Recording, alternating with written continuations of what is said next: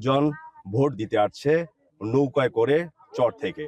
আমরা শুনবো তাদের এই ভোট দেওয়ার উৎসবটা তারা কেমন উপভোগ করছে, তারা তাদের আগামীর নেতার কাছ থেকে কি চায়।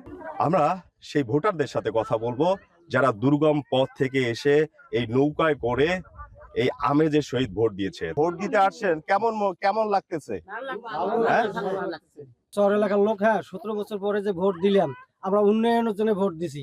ভোট যে দিচ্ছেন মানে কি জন্য ভোট দিলেন? আমার দেশের উন্নয়নের জন্য ভোট দিছি। দেশের উন্নয়নের জন্য ভোট দিচ্ছেন, আর আপনাদের উন্নয়ন? আমাদের উন্নয়ন আপনারা করবেন। আমাদের চর এলাকায় বাস করি, আমাদের চরের উন্নতি চাই, আমাদের এলাকার উন্নতি চাই। আমাদের চাওয়া কি? কি রাস্তাঘাট ভালো করবে, আমাদের উন্নয়ন করবে, আমাদের ভালোভাবে দেখবে, এটাই। যেমনটি শুনছিলেন, আসলে তারা চাচ্ছে তাদের জীবনমান উন্নয়ন করতে। এই নদী পাড়ি দিয়ে তারা ভোট দিতে এসেছিল।